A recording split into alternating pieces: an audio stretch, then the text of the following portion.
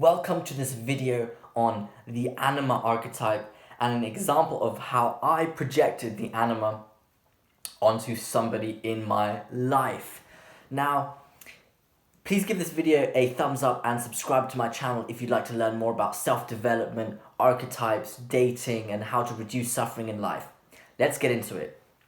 Okay, so the Anima is an archetype which lies within the unconscious of your mind, and it is an archetype that is present within every single human being. It only depends if the person is a man or a woman, because there is an anima and an animus. The anima lies within the man and the animus lies within the woman. So the equivalent is the animus, which lies within females. Now the anima represents female traits within males. Here's a quote to describe it. The anima is the personification of all feminine psychological tendencies in a man's psyche. It can be difficult for a man to, let's say, accept these traits, such as maybe compassion or reflection and nurturing,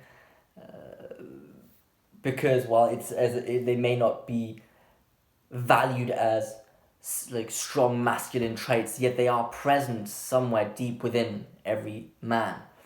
And the female traits can be both positive and negative, which needs to be pointed out. Now, before you recognize your anima or animus, you are likely to fall into the category of two manifestations of the anima. So the goal, which Carl Jung tried to explain, is that it's important to make the archetypes conscious, take the unconscious contents of your mind into your consciousness. And now before you do this, the anima can take control of your life to a degree, and that's what you're trying to prevent by making them conscious. You're trying to transfer the control of your instincts into your conscious, controllable mind, your psyche. So the anima or animus can manifest itself in two ways: projection and possession. And today I will focus on the projection. So projection entails, projecting your anima or animus onto people of the opposite sex. So for me, I would project my anima onto certain females. Now here's an example of sort of to portray it. If a man sees an attractive woman, based on, let's say, looks, her personality, her behavior, he deems her attractive because she ticks the boxes of his anima. She is a representation of his anima, and he projects that archetype onto her. And as time goes along, the man becomes sort of attached to the woman because he judges her as perfect for him, because she perfectly embodies his anima. And unfortunately, nobody is perfect. Yet the man covers up and ignores the insufficiencies within the woman by simply or continually projecting the anima and not acknowledging the shortcomings of her. However, realistically, as time goes along, he will notice that she is not the person who he thought she was. She does have shortcomings, and maybe he breaks up with a woman, let's say if he was in a long-term relationship with her.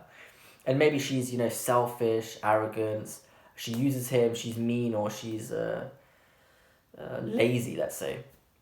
And the man then has a revelation where he, like a revelatory experience where he notices, okay, she's not who I thought she was.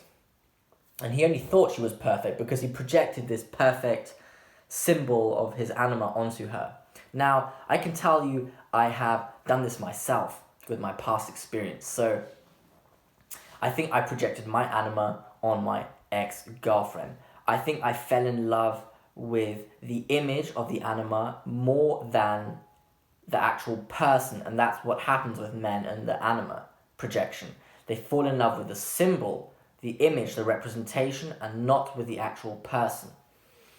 But so I thought her, so this image of the perfect anima would be somebody who's very nurturing, loving, very put together, smart, attractive, would be good at taking care of the family I'd like to build, taking care of my kids, and she was that. She was the symbol, or I projected that symbol onto her and not really acknowledged who she was as a person as much.